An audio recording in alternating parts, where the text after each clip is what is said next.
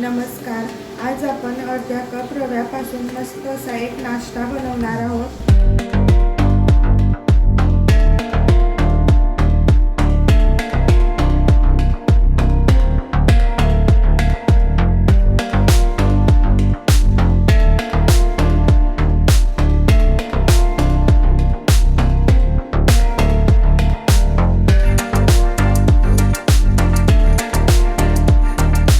तर हे बघा, आपल्या नाश्त्याला किती मस्त असा गोल्डन रंग आलेला आहे आणि आपला नाश्ता मस्त असा क्रिस्पी सुद्धा झालेला आहे.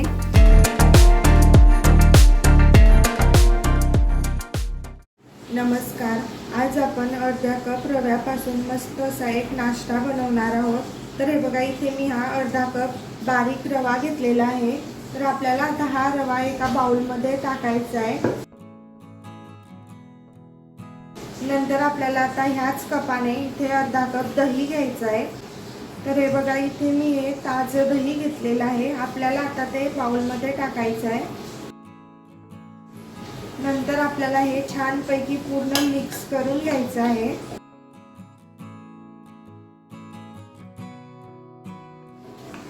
आपल्याला आता हे 10 मिनिटं असंच बाजूला ठेवायचं आहे. हे बघा, इथे मी 2 मीडियम आकाराचे कच्चा बटाटा घेतलेला आहे. 4 ते 5 हिरवी मिरची घेतलेली आहे आणि थोडंसं अद्रकचं तुकडं घेतलेलं आहे. आपल्याला आता बटाट्यांना बारीक पीसमध्ये असं कट करायचं आहे.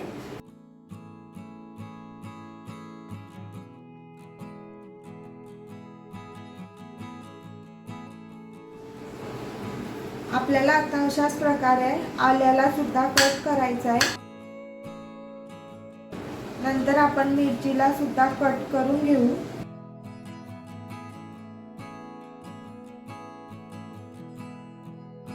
तर हे बघा, इथे आता आपलं हे सर्व साहित्य कट करून झालेलं आहे. तर आपल्याला आता हे सर्व एका मिक्सरच्या भांड्यामध्ये टाकायचं आहे. आपल्याला आता यामध्ये पाव कप पाणी टाकायचं आहे आणि मिक्सरला आपल्याला याची बारीक अशी पेस्ट करून घ्यायची आहे. हे बघा, इथे आता आपली मस्त अशी बारीक पेस्ट झालेली आहे. तर हे बघा, इथे आपला रवा सुद्धा मस्त असा छान फुललेला आहे.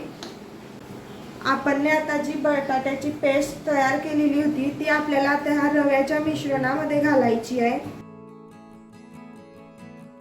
नंतर आपल्याला यामध्ये पाव कप बेसन पीठ घालायचं आहे आणि आपल्याला आता चवीनुसार यामध्ये मीठ घालायचं आहे. आपल्याला आता हे छान असं पूर्ण मिक्स करून घ्यायचं आहे.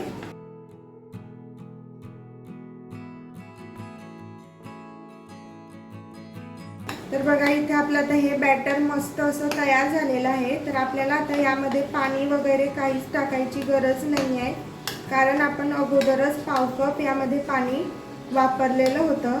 हे बघा, इथे मी अर्धा चमचा बेकिंग सोडा घेतलेला आहे. आपल्याला तो ह्या बॅटरमध्ये घालायचा आहे आणि छान असं पूर्णपणे एकसारखं मिक्स करून घ्यायचं आहे.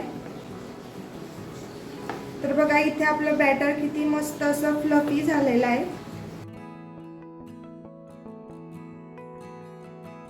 आपल्याला आता हे बॅटर साईडला ठेवायचं आहे. हे बघा, इथे मी आता एक कुकरचं भांडं घेतलेलं आहे. आपल्याला आता याला पूर्ण तेलाने असं ग्रीस करून घ्यायचं आहे. हे बघा, मी इथे पूर्ण भांड्याला तेलाने ग्रीस करून घेतलेलं आहे. आपण आता जे बॅटर तयार केलेलं होतं ते आपल्याला या भांड्यामध्ये ओतायचं आहे. आपल्याला आता ह्या बॅटरवरती थोडीशी चिली फ्लेक्स टाकायची आहे. नंतर आपल्याला हे थोडंसं असं टॅप करून घ्यायचं. हे बघा, इथे मी स्टीमर अगोदरच गरम करण्यासाठी ठेवलेला होता. तर आपल्याला आता हे कुकरचं भांडं या स्टीमरमध्ये ठेवायचं आहे. नंतर आपल्याला झाकण लावून 10 मिनिटं हे वाफवून घ्यायचं आहे मोठ्या गॅसवरती. तर हे बघा, इथे आता 10 मिनिटं झालेली आहे. तर आपल्याला आता झाकण उघडायचं आहे. तर बघा, इथे आपला नाश्ता किती मस्त असा फुललेला आहे. तर आपल्याला आता त्यावरती थोडासा कोथिंबीर घालायचा आहे।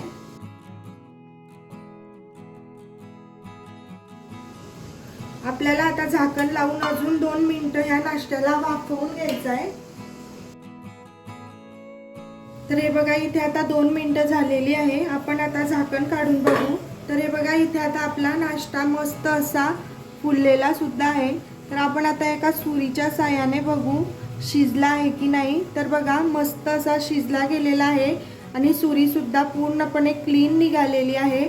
तर आपल्याला आता गॅस बंद करायचा आहे आणि आता आपण ह्या नाश्त्याला पूर्णपणे थंड करून घेऊ। तर हे बघा इथे आता आपला नाश्ता पूर्णपणे थंड झालेला आहे। तर आपल्याला आता सर्वात अगोदर नाश्त्याच्या आजूबाजूच्या पूर्ण कडा सोडून घ्यायच्या आहे। नंतर आपल्याला आता ह्या नाश्त्याला कुकरच्या भांड्यामधून एका ताटामध्ये काढून घ्यायचं आहे।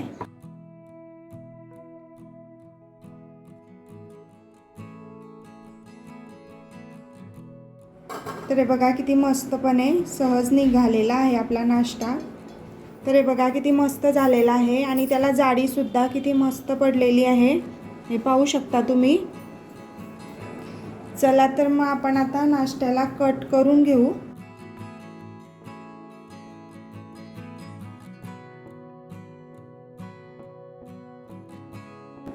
तर हे बघा किती मस्त झालेला आहे आपला नाश्ता,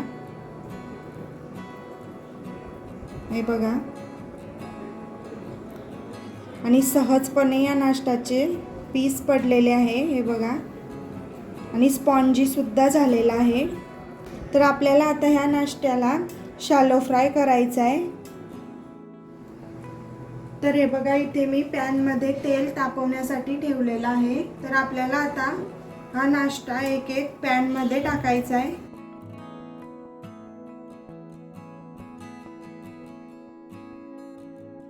आपल्याला आता ह्या नाश्त्याला सर्व बाजूंनी गोल्डन ब्राऊन होईपर्यंत शॅलो फ्राय करून घ्यायचा आहे। तर आपल्याला आता त्याच्या साईड अशा पलटून घ्यायच्या आहे आणि सर्व बाजूंनी मस्त असं आपण आता त्याला शॅलो फ्राय करून घेऊ।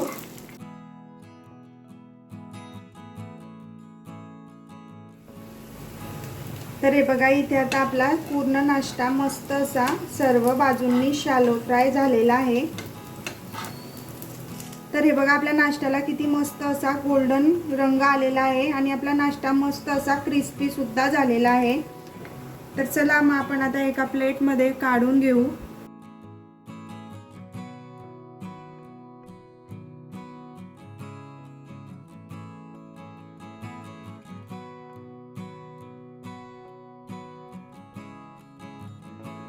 इथे आता आपला नाश्ता मस्त असा तयार आहे आणि बघा किती मस्त झालेला आहे। जर तुम्ही मुलांना हा नाश्ता खायला दिला तर मुलं कधी केकचं नाव सुद्धा काढणार नाही, इतका छान लागतो हा नाश्ता खायला। तर ही रेसिपी तुम्ही एक वेळेस नक्की ट्राय करून बघा। रेसिपी आवडली असेल तर लाईक करा, शेअर करा आणि सबस्क्राईब करा। भेटूया आपण अशाच एका नवीन रेसिपी सोबत। तोपर्यंत बाय बाय।